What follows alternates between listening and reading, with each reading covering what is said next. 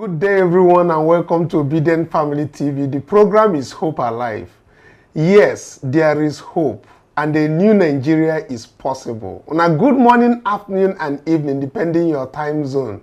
Today, we have come again to have discussions on what is happening in Nigeria. As you know, we are the official, opposition. Yes, but we give we come out with positive and critical things that are around the Tinubu administration, and then we try to share it with our people, especially as we know that the organized labor has rejected the 62,000 and 100,000 naira starvation wage, so to speak, that is meant for the Nigerian workers.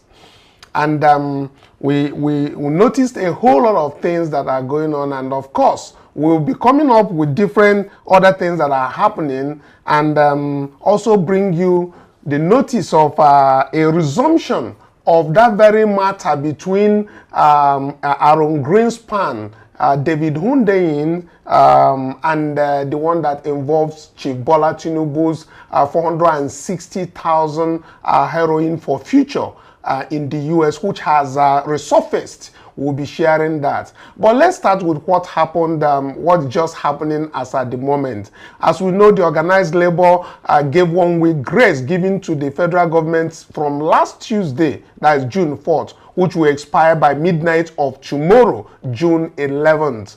Labor said the federal government and National Assembly failed to act on the demands of workers by tomorrow, being tomorrow, Tuesday. The organs of the Nigerian Labour Congress, the NLC and the TUC, would meet to decide on the resumption of the nationwide industrial action relaxed last week.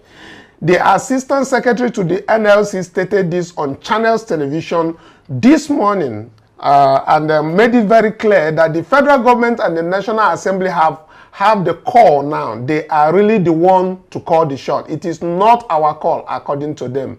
Our demand is here, they said, that they look at and send an executive bill to the National Assembly for the National Assembly to look at what they have demanded and the various facts of the law. Then they should come up with a national minimum wage that meets their demand. Let me quote them. If that does not meet our demands, we have given the federal government and Tinubu 1 week notice, which has elapsed. This is 24 hours. By midnight of tomorrow, then we will reactivate.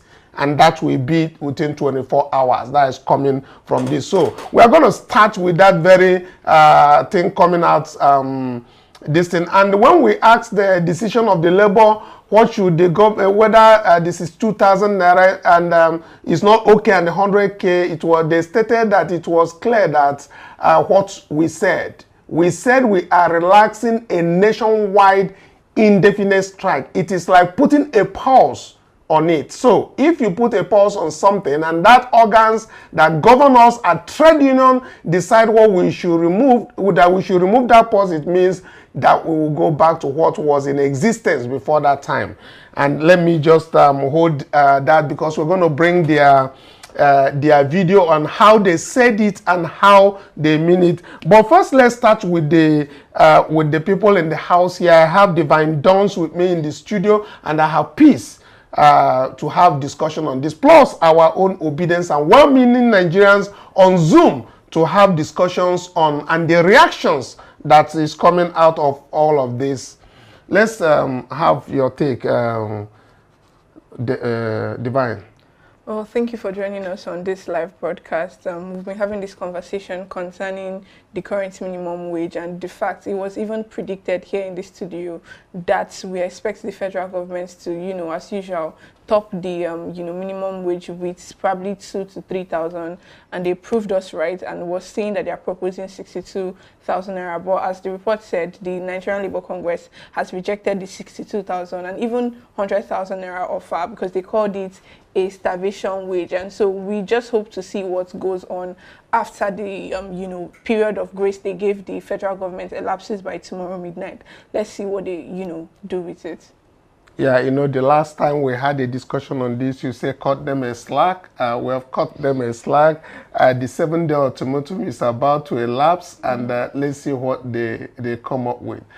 Probably this time again, by midnight tomorrow, we should see whether Nigerians should walk again, and we'll take it off from there. Now, let me quickly get to you before we get to our people on Zoom. When you know, say your own, you don't dey talk since say this thing we say they happen for Nigeria, say the thing no sweet you, and the thing that affect the common man. The other time when we they talk, they tell me say, then they talk say fuel no that affects common man, but now common man and then they add money for to pay for transport fare. Even the people who say then they do farm, they know if you do farm again. I mean, I know carry your mouth, chop onions, make you talk as it in day your mind. Thank you, sir. Obidient worldwide. Now welcome. Waiting me I go talk be say, as we all know, say these people they take us for granted, and already for Nigeria. So as things take be, life is already hard for the living, and it's no longer funny. I believe say when Peking work, that Peking supposed getting paid the same way labor they agitate say may they get their normal minimum wage where they fight for all this while. So even the 62,000, the thing they funny. It can't be like say these people they take them for granted, like say that they sell pepper. So it don't really make sense from my own side, because it's a satanic attitude be that, because them how much did they do, how much did they collect, how much they enter their hand. Imagine person will get family of 5 or family of 6. You they pay am 62,000 a month. What you want use and do? She na free won't use and buy. I been a rice, I been a gari. Even for one day, person fit carry that kind of money save, go market, you go spend them, and you go check your bag. You know say you never buy anything. So I think the government should actually do better. And even the NLC where they say they need 250,000, I know say they on the high side for that 250,000, considering the current economic situation. So I think made them and the government reach, you know, made they reach a kind of a kind of compromise. Compromise, yes, so that they go settle this thing once and for all. Because now they talk say if they no reach any compromise, say they fit go on strike. So if they can't go on strike, I know say other this thing fit can't join them, and the thing go affect other sectors. So to me, make the government know what they do. Thank you very much. I like when you explain this thing like this, because some people they talk say make you know they do too much of pitching. They no say you get the people where would they talk, make them for understand what thing they talk. Now those people the thing they pain for their liver kume for Niger. Imagine as you they talk 62,000 naira. 62,000 I know if you buy your bag of rice. So, but we will get there. We will get to that discussion, because if I begin to talk so more waiting other people go talk, make we hear the ones where they talk. But before we get our people where they for Zoom opinion, make we first hear as NLC they talk this thing. How they talk say the governors will be say, then they talk say they no fit pay that money. NLC talk say they fit pay that money excess of 250,000. Say they go fit pay them. Make una go hear how they take talk am, how they take explain am. Then we'll come back, we'll come join both the whole talk where people talk for inside WhatsApp, or waiting them talk for inside X, so all of those things we'll go analyze. And then the people who are there for Zoom, they will carry their own opinion, join for inside. So make we listen as they take talk am this morning show by NLC. In your analytics, did you also consider the level of buoyancy across states? Because we know that some states, in terms of revenue across board, it's abysmal, which is why they are raising concern. And governors have come with that grandstanding position that even the 60,000 naira that has been proposed by the federal government is unsustainable for them. That is not the reality.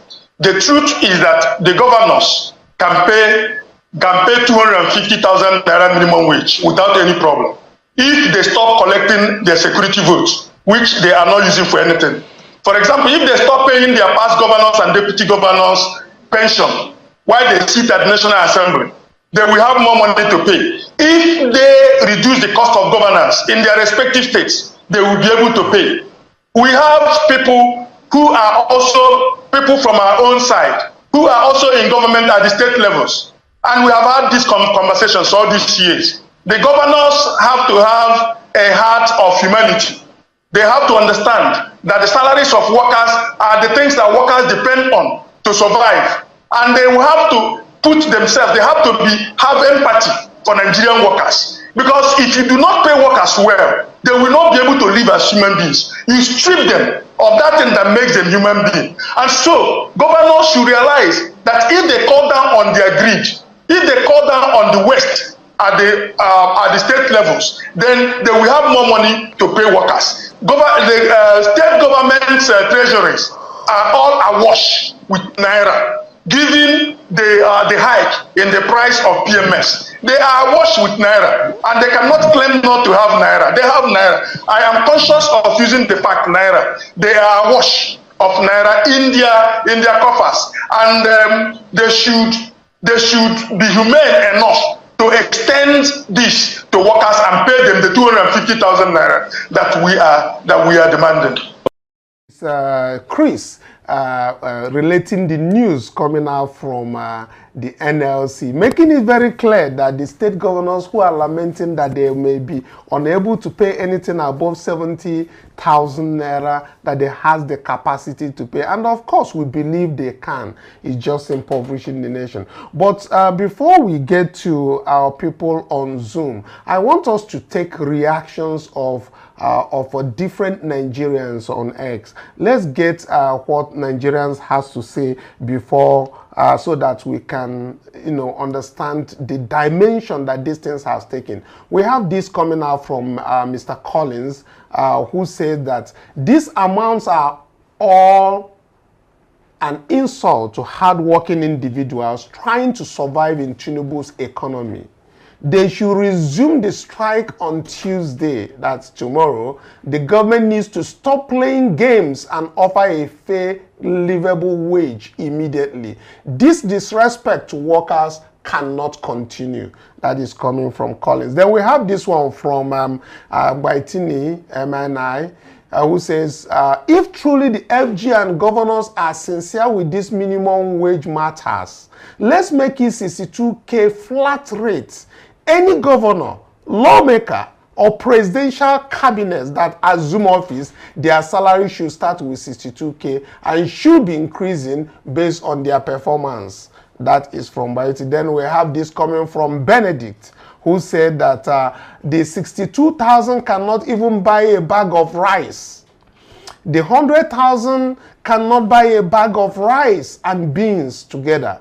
The 100K is just 3,200 per day, and daily food consumption for one person on a daily basis is 6,000. On the average, in example, 2,000 for each meal for the 3 times a day each. Not enough, and that is it. Then, of course, we have our own comrade Aisha Yusuf, who is coming out heavily on the parliament, saying that they should scrap Senate to reduce the cost of governance so that they should have money to pay workers who are working. Yes, so we have taken all of this, and now let's hear what our people on Zoom. Let's start with Lord Kingsley on Zoom, who is joining us to have a discussion on this. Lord Kingsley, welcome to Obidient Family TV. Good evening, and thank you very much for inviting me one more time again. Good evening, Nigerians. Yeah.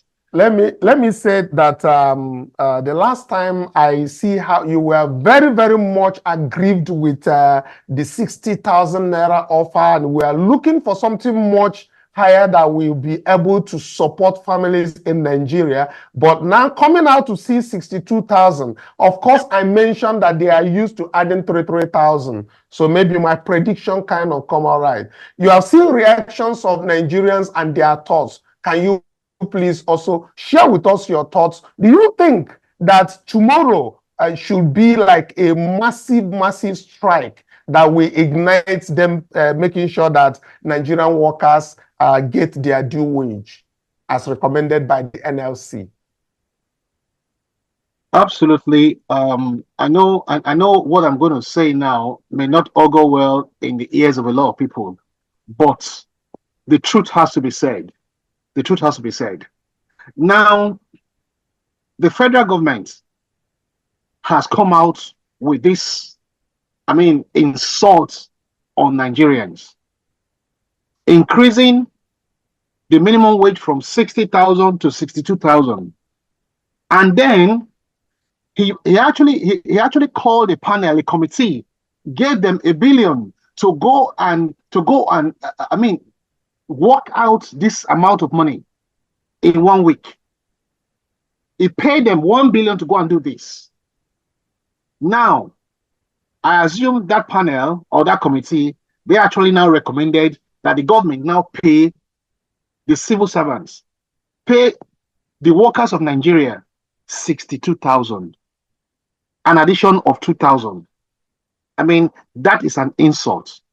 That is an insult that has to be reciprocated with equal and enough venom from the public.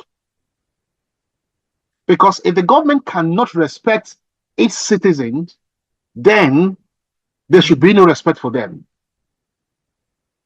In fact, I like what one of the bishops, I don't know which state he was from, what he said this morning, that if that be the case, let every civil servant, every public servant, everybody that works for the government, let everybody be on 62,000 naira monthly, and then see how they like it, see how they can fend for themselves. I know, yes, they've hidden some money before this time. They can agree to go for that 62,000, but then let's implement that. Aisha Yusuf, she came up with another very good opinion again. Scrap the Senate, because they are there doing nothing. They are there passing useless laws, passing useless policies that makes no sense to the ordinary man. Imagine they are talking about minimum wage for the workers of Nigeria. These guys are in the Senate talking about cows becoming citizens. How can you correlate these two matters? To me, I believe they should go on the streets right from not even wait till tomorrow. Let them go this evening. From this evening. Because I don't want to use my traditional message to curse them. If I curse them, well, it will be too bad. Well, if curse was actually working, I think Tinubu wouldn't be in Aso Rock by now. No, I have not implemented my own. If I use my own, it's a different thing entirely. Okay, very well. Thank you very much. We still get to have some thoughts on different things. Thank you, Lord Kingsley. Let's get the thoughts of Elder Obode. Please, Elder Obode, we don't have much time. You have a maximum of 2 minutes. Let's have your thoughts on this, please. Thank you very much for having me. In fact, it was only yesterday I was listening to Reverend Father, sorry, I've forgotten his name, and his analysis of this amount of the money. Nigerian government. Yes, analysis of the Nigerian government and the people who were invited on this 500 million naira to decide that the workers of this country should have 62,000 as a living wage. And I'm thinking, wow, these people are actually insensitive, very insensitive, because 62,000 naira, what do you do with that? What does a family of maybe 2, 3, what do they do with that? So I was having a discussion with one of my nieces, who is a member of the Obidient family. And she said to me that a cup of Craven A rice is 450 naira. And a cup of Craven A rice would amount to about maybe 300 grams of rice or so for 450 naira. Sorry, that's a cup of Craven A beans for 450 naira. and a cup of craven A rice for 270 naira. And then I began to wonder, how does this government think that these workers will survive on 62,000 naira? Then Tinubu decided that he would give his friend, the Indian guru, this contract, to construct this stupid coastal road. Whereas we don't even have good roads internally. He's given him this contract for trillions of naira. Is he for real? Is he for real? Actually, they always come up the fact that there is no money, but they have money to go on other expenses. But all the same, we're going to bring more of those things, even the coastal roads and the things that are being done wrongly in Nigeria. Of course. So, Elder. Yes, sir. I'll be coming back to you shortly. Let me quickly take up Kali. I think Kali is with us on Zoom. If you can unmute, let's get your take on this. And the specific question and area I want you to look at is it that Nigerians have been bewitched that to the extent that nobody reacts? I mean, when they're talking about giving them 60,000 or giving them 62,000 naira, people are still free in the street, just walking. Is it that the hunger is so much in the land that they can't even react, even not even voice their discontent with this very amount? Must it be just the NLC and the organs talking, not just not the people or the masses? What do you think is the cause of this in Nigeria? Is it that they are already in hunger-stricken format that they can't even talk? It's very unfortunate, and I will tell you, it's just the level of consciousness. You see, and I hate to say this, we as Nigerians and the leaders know that we just talk, shout, hit our chest, but when push comes to shove, everybody recoils like a snail in their shell. They understand all these ramifications, and that's why they put in this crap on their face and say, what are you going to do with it? There's nothing. People will talk, complain, and that's the end of it. I give you an example, what happened in Senegal when the fool decided just to tweak the constitution, and you saw what happened. Because in Senegal, right, these people have reached that political consciousness where they understand that anybody who tramples on their rights, that they will fight and fight for it. But in Nigeria, we're still evolving, and I think it will take. Fela used to say it, and when we were growing up, he used to say this thing about us Nigerians.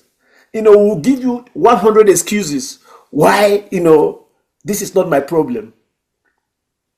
It's unfortunate. And that's why I'm so much passionate about this cooperative, of everything that they all say. I just exclude this through this government. And that's my own attitude. But I'm excited about the cooperative. Because that is the barrier, the barrier we can set against these idiots.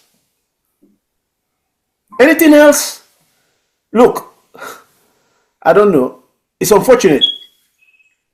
I don't know what to say. It's unfortunate. Very discouraging. It's unfortunate. And just to add to what you said there, sir, what you had to, today I was able to come to some findings online that the governors that are actually refusing to pay this minimum of at least 60,000, these governors, their monthly wages, their monthly salary is 2,223,705. Then living allowance 222,370, vehicle allowance 400% of their annual basic salary. Are you understanding that? For a government. For a government. Let me imagine take what this, people in the Senate are actually receiving. Yeah, let me Wow. take this coming out from the comment section. We have Nemeka who said Nigeria Congress should insist on 250K wage. If Tinubu cannot afford it, let him reverse the fuel pump price to normal price, period. Labor union should not go below 250K if they want to eat food. Yes, and then we have I think so many people are commenting on this, but let's get on with it. We have Kenny Willie, whom I also know is with us on this very Zoom, popularly known as Kenny Willie, but Bassi. So I want to ask you this, being that you are here and you are feeling the heat just like every Nigerian. Willie, do you think that Nigerians are doing enough to actually show the Tinubu administration that they really need more money than this very projected 62,000, 70, 100,000? Do you really think that they are doing enough to show that they really need more? Because we know the calculations of rice and beans and all of those things vis-a-vis provisions in Nigeria. I don't want to talk about fueling of the car. So why is it that Nigerians are not reacting enough? Can you please tell us?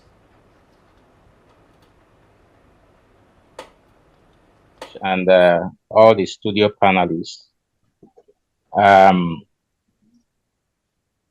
The issue is that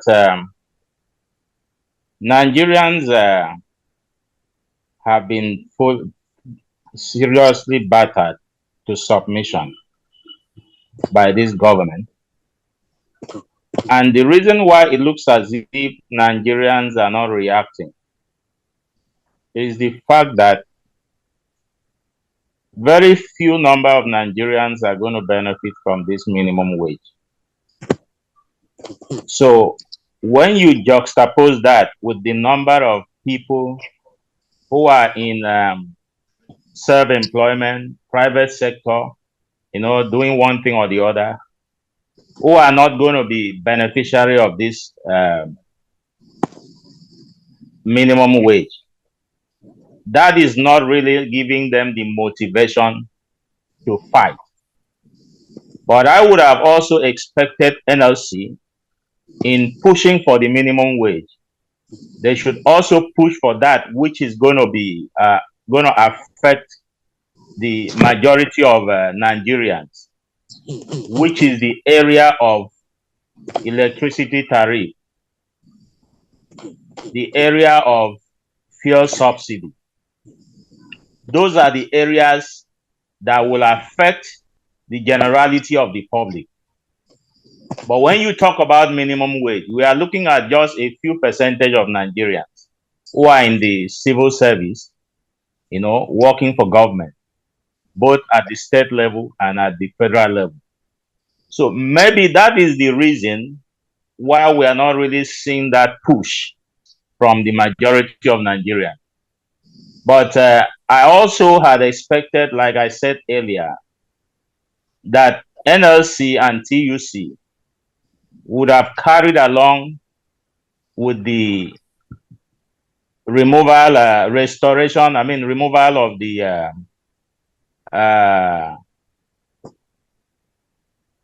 tariff hike that was introduced. That would have gotten the attention of a lot of Nigerians. But however, I don't know why government, especially the governors, are still insisting that they cannot pay this. Like I've always said, if governors and government officials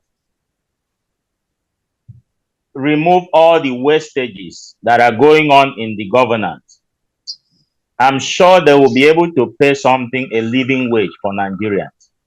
So that is a lot of sacrifice they need to make to ensure that we avert another NLC strike.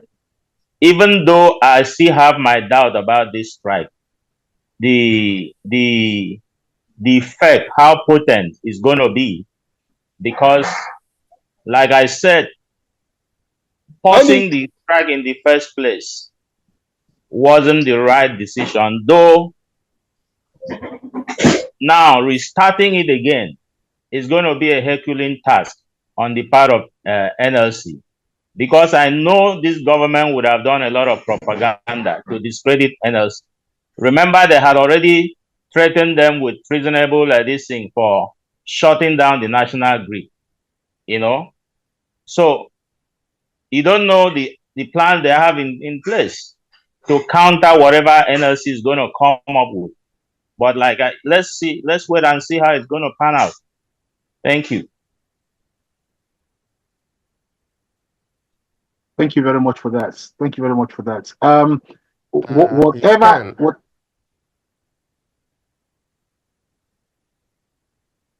Okay.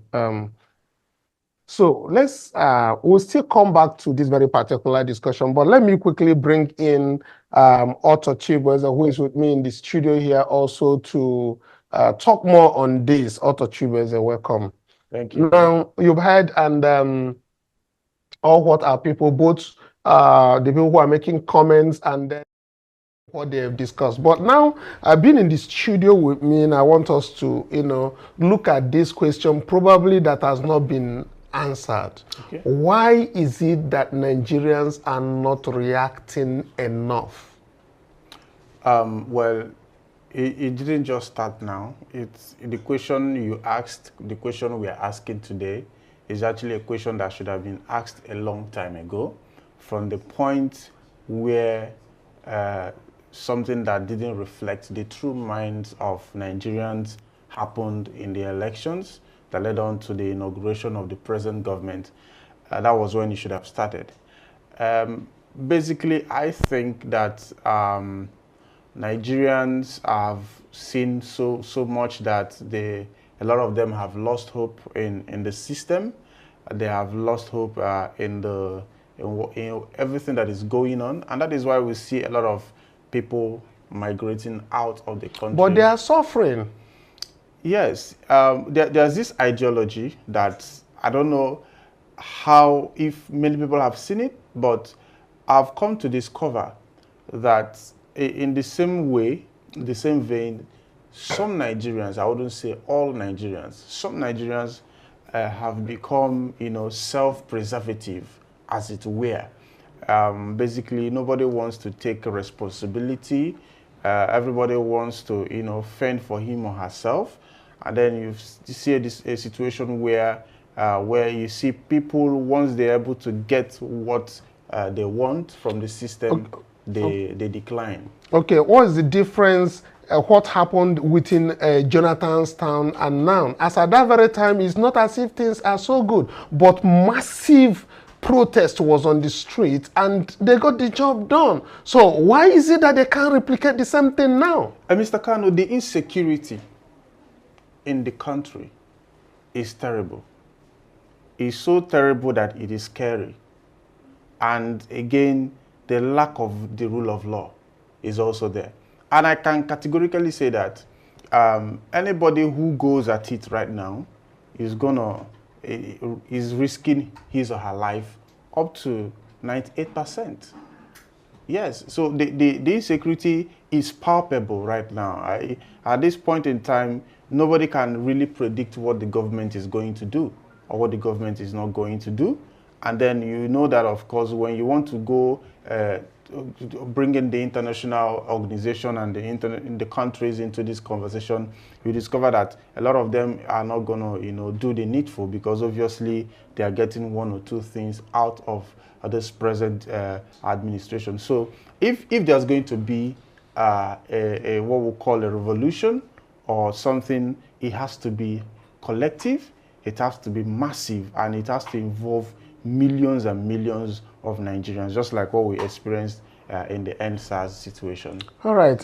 Before we get back to this very topic again, let's quickly take some developing stories that is coming out from the U.S. We learned that the United States District Court for the District of Columbia in Washington, D.C. has fixed a new date to advance a motion to release or withhold Chief Bola Tinubu's records by the security agencies, including the Federal Bureau of Investigation, FBI, and Central Intelligence Agency, CIA. Recall that in 2022, anti-corruption campaigners Aaron Greenspan teamed up with Nigerian journalist David Hundain to submit a Freedom of Information Act request to the FBI to turn over Chief Tinubu's case files under their control, particularly his role in a narcotics trafficking ordeal that had him forfeit $460,000 in 1993. Now, these files were also expected to clarify decades-long controversies regarding Chief Tinubu's background, including his name, age, gender, under which he entered the United States. As you know, last September, the FBI granted Greenspan request to release Chief Tinubu's records, number 2,500 pages, which the agency said would be released in monthly batches of 500 pages and then scheduled for October 2023. Now, but Chief Bola Tinubu fiercely resisted the move as he pleaded with the court that he would be adversely affected should the file be in the public domain. Then Mr. Greenspan's effort to expedite the release of the FBI files before the Nigerian Supreme Court could pass a judgment on the electoral dispute challenging Chief Bola Tinubu's victory were unsuccessful.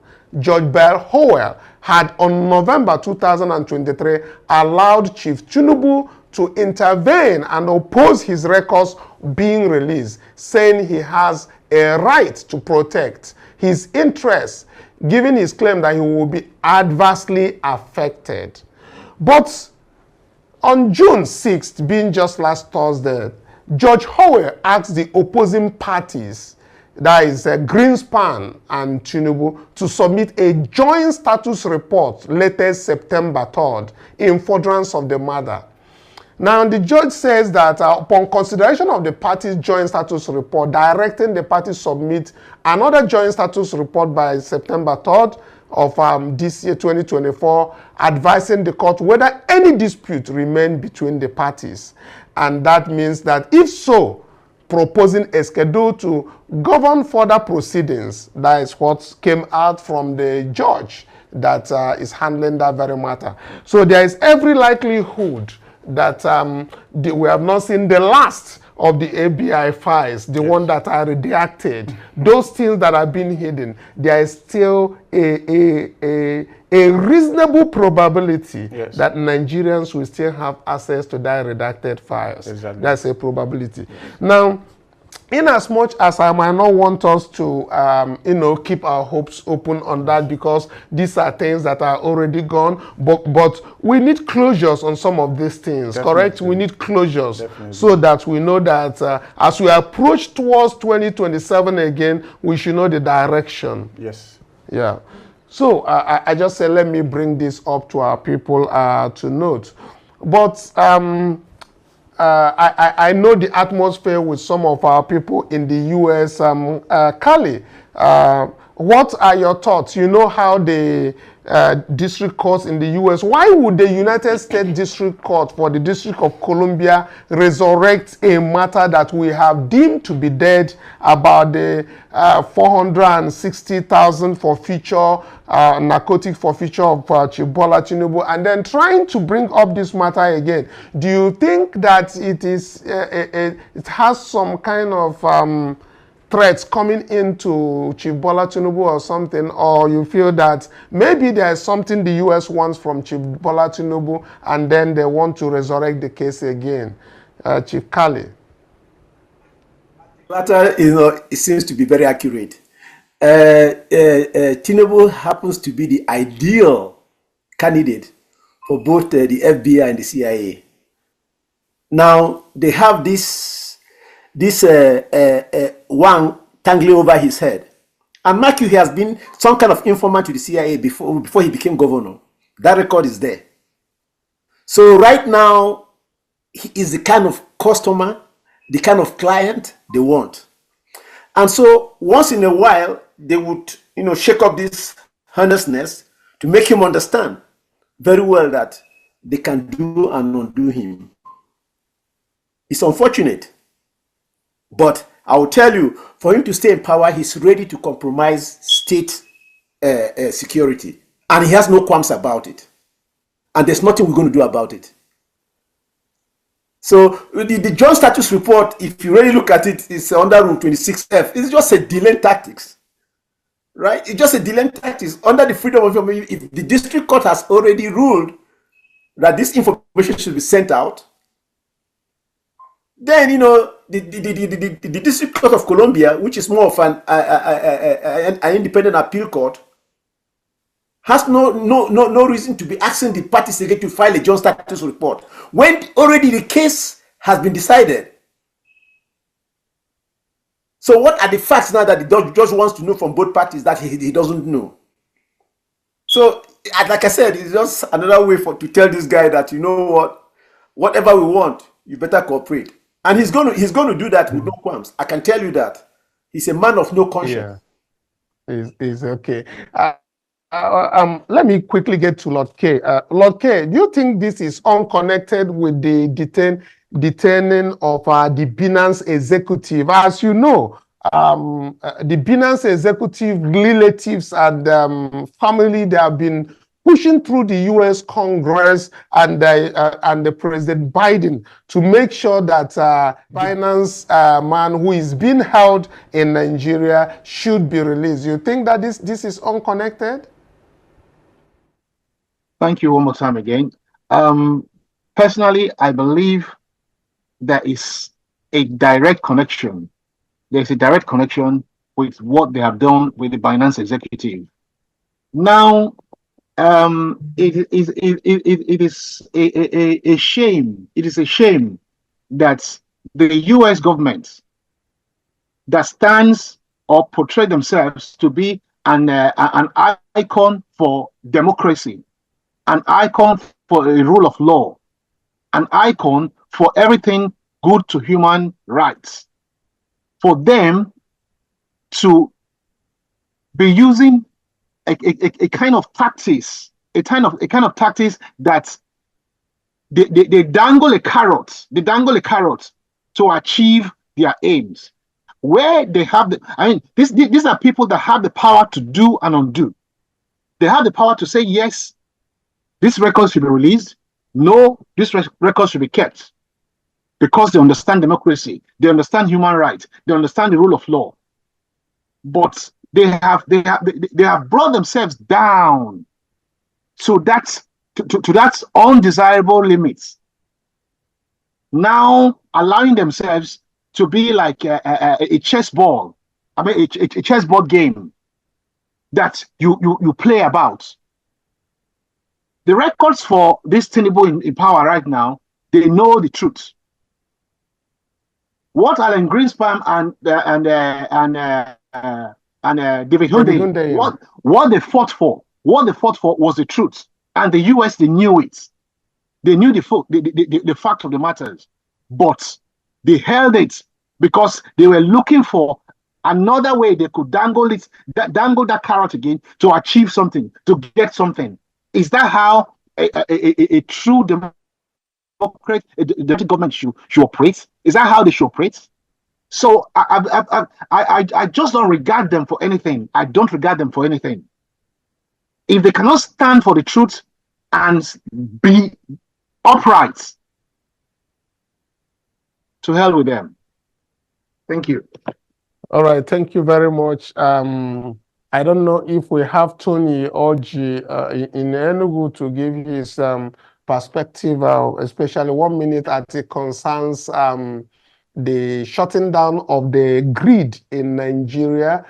Tony Oji, if you are can you unmute, talk to us as regards this very shorting of grid. But before we do that, I want us to listen to the response of the NLC saying that they did not shut down the grid that they were talking about because they were saying it's a treasonable felony and stuff like that. That naturally, when worker down tools, it means that there is downtime on lights and other things.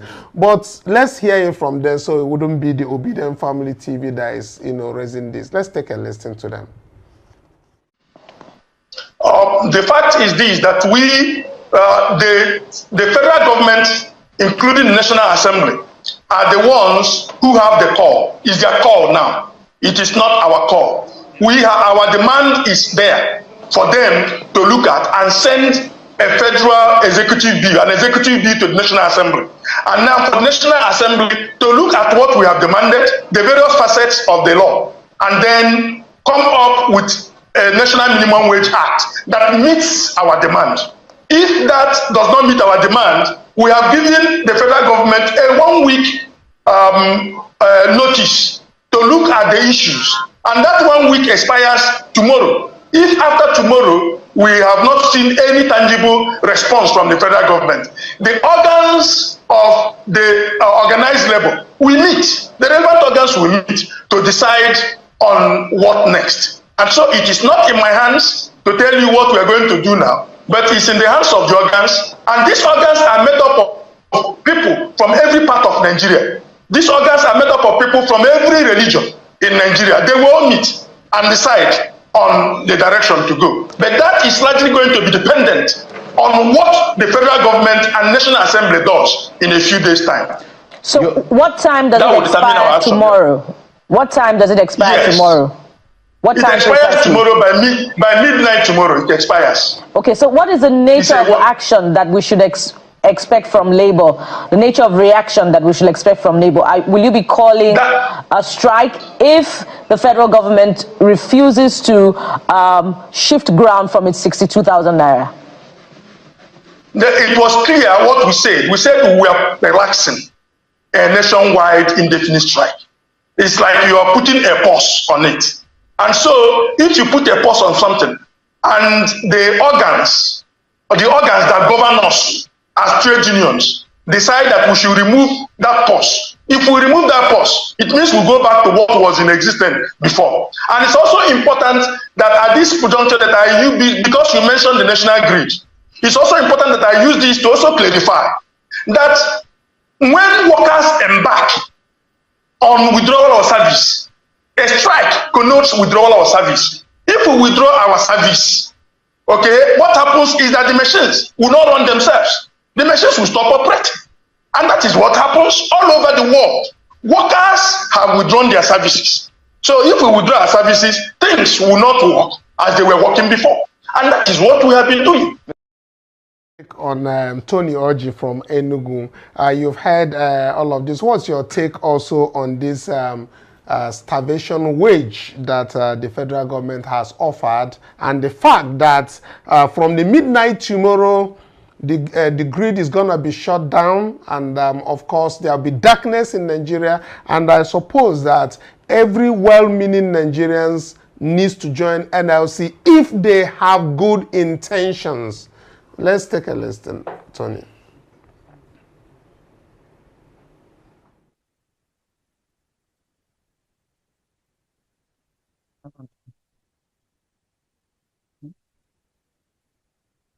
Okay, let's take a while. We see what happens with the mic over there. Let's hear what your take on this is, Otto.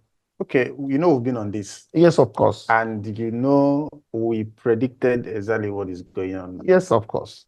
So you also said it in the studio that they will just add 2,000 naira to the whole I actually said 3,000. I was expecting 3,000 and they did 2. You can imagine. So we are not surprised.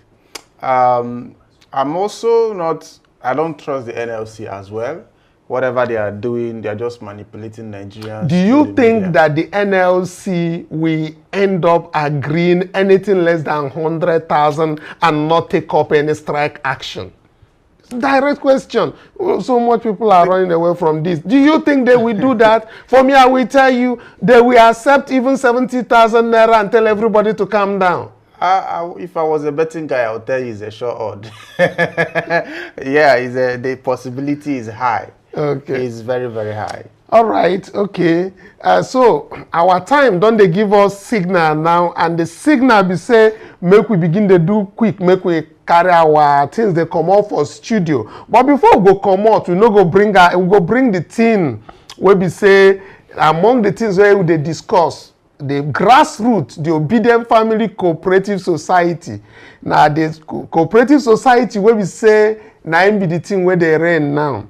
Any local government where you never go join Obidient Family Cooperative for your local government, you'll be left behind. You go there for back seat. So, make you begin to ask questions. Ask your church member, your mosque member. Ask them where you fit join Obedience and well-meaning Nigerians for their cooperatives. Because Nadia, as you see, say, they not even begin to issue membership cards to the cooperatives. This one, they happen for Yala local government. And it be like, say, the president of the Obidient Cooperative Society, cooperative in Yala local government of Cross River State is here with us. We see so much thing that is happening in Cross River State. But before I bring her on to say much of where she has gotten and so many members that are joining her cooperative, let me first inform us that we have right now over 300 structured local governments that are Obidient Cooperative Society members across Nigeria. Recall we have over 774 local governments in Nigeria. Yes. But having gotten about 300 and something, and more than 70 registered with their state government means a message is being sent. Exactly. Obidient Cooperative Society is a welfare arm that deals with the obedience in the grassroots, that looks after their welfare by their coming into doing business with each other, connecting with each other, and all of that. And this is Mary Okon, who is the president of the Yala LGA in Cross River State, moving community, bringing all the wards and the communities together and all of that. Doing wonderfully well. Mrs. Mary Okon, welcome to Obidient Family TV. You just have very few moments with you. Can you please tell us what you did? Because I recall you said yesterday, today you will be having outreaches again, going out to different communities. Can you please tell us what has been going on? Good evening, house. Today nothing much because there was heavy downpour here. Since morning to this moment, we just have a free weather, not too long. So we're not able to accomplish. Well, yesterday you informed me that between last weekend, you were able to gather totally so far for your cooperative, you have over 4,000 members. Those are the things I want you to tell our audience. Let them know that it's not just coming out from Mr. Kanu, is the information that is coming out from Cross River State. Just few words, and you have over 4,000 obedience who are coming together to have a transacted business or mutual business that actually needs support from other well-meaning Nigerians and obedience out there. Please go ahead. Yes, sir. Yeah, we have total 4,217 obedient members of the cooperative in Yala local government, which means I visited 7 wards out of 16 wards that we have in Yala local government by the grace of God. So yesterday we went for outreach, as I earlier said yesterday, that in a Chumofana ward, we had 500 members registered yesterday. Not ghost member, physical member, one-on-one, interacted and with exchange of membership card to them, making them a full member of the cooperative family. And then day before yesterday in Yahe ward, we had 400 members registered in this cooperative. So, addition to the ones we have previously, we have as of now, total of that 4,217. If there is no rain tomorrow, by the grace of God, we are going to embark on another outreach, which we are believing God for increment of our members and the numbers in our local government. Thank you, boss. Thank you, Mary Okon. That is the president of the Obidient Family Cooperative Society, Yala local government area of Cross River State. And we have other Obedience. We have Christian Ako from Niger State Steering Committee, who also gives reports that many Obedience are joining them in different local governments of Niger State. Of course, we also have Dr. Moses from Benue State, who also has acknowledged structure that is up to like 18 LGAs joining the Obidient Family Cooperative in Benue State. And again, we also have several in Kanu. We have Malam Hassan, who also has close on 20 local governments already. Then Jigawa has just come on board. Bronu is on board. Please, wherever you are, join the Obidient Family Cooperative Society for mutual benefit. Something that we need to get together from the grassroots, and we work it up. If you don't know how to go about it, just click on the link that is in the description of this very video and join a WhatsApp platform. Then you can now locate, talk to us inside the community platform or which local government you are, and then you'll be signaled into that very group so that you join the people of your local government, have a meeting, get the right people that you guys will work together, and of course, scale through this hopelessness that is happening in Nigeria, because survival is for the obedience and well-meaning Nigeria. I saw a hand up. Kali, please, can you just have 1 minute? Because our time has really gone. 1 minute, Kali. I mean, I'm just at this comment is to Miss Mary Okon. I am very excited about the progress you're making, and I think we're getting to that critical juncture where certain things have to be in place. The moment you hit the 7,000 member mark, I'll be quite willing to provide my expertise so that we can now strategize on how to capitalize the cooperative. Because once people start seeing exactly that the benefit and they start making money, then you don't have to spend much time again on outreach. It will sell itself. So I'll keep an eye, and when we get close to that time, we're going to work together to see that we capitalize, the strategy to capitalize your cooperative so that people can start helping themselves. Thank you. Thank you very much, Kali, all the way from US. This is what I'm talking about. Obis will always look out for their own. And when you are doing something good and you are bringing people together to have that very business of mutual benefit, you are going to have people who are going to respond like this. Is we keep coming from Europe, from the UK, it will keep coming. So that's why we encourage all the presidents of these cooperatives to go out on outreach, make sure that they have more members, and then bring out the proposal of what kind of businesses they can do. And of course, like you heard from Kali, that he's so much interested to bring more input and advice into that. Of course, that will translate to money. Thank you so much for being with us. I know we have taken so much time. My production team here is pushing that people on Zoom, Lord Kingsley, Eda Obode, Kali, I thank you guys so much for your contribution. Of course, no time, anytime we spend together is always a time of joy because you have immense contributions to make. Until tomorrow again, we will come back by this time to have other contributions. Maybe by that time, we would have known how Nigerians are reacting on this very minimum wage and whether we still have light in Nigeria, whether we still have fuel to buy in the filling stations, and whether other things will work. Until tomorrow, bye for now. The subsidy. I use on petrol, you mean, right?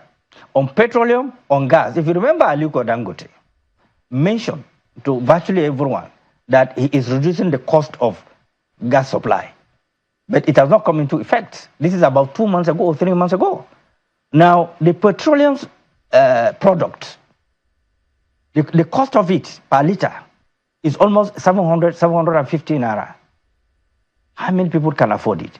You know by statistics that a lot of people have kept their cars at home. They cannot drive them anymore. Because the cost of oiling your car to and fro, if you put 5,000 naira, assuming you live in Kanu, bring you to Abu, taking you back, the fuel is gone. So you are better off joining public transport. So when you say review the free subsidy, are you saying they should bring it back? Government should continue to pay subsidy? 400% is extremely very high. When we were paying subsidy, when the fuel price was, the liter was at 160, what we pay subsidy is about 5 to 6 trillion. That's what we pay subsidy as of then. Now, the federal government disputed what the Minister of Finance have said, that they are not paying any subsidy anymore. But it was on the daily, this day, that they are still paying subsidy up to 5-point-something trillion. But they need to explain all that. If you say you remove subsidy completely, and then the minister is saying that, no, we are paying. If he was misquoted, fine, he was misquoted. But if you are not paying, assuming, how much do you give to states? Now, this money, that chunk of money that you give to state, what impact is it making in the states? Why do you go into palliative that is not making any difference in the life of Nigerians? Instead of investing that money in farming, in transportation, in creativity, you are giving governors and they are taking away the money. The tragedy is that majority of the problem we are having today largely is from the states. The governors are contributing immensely to the problem. Really? That we are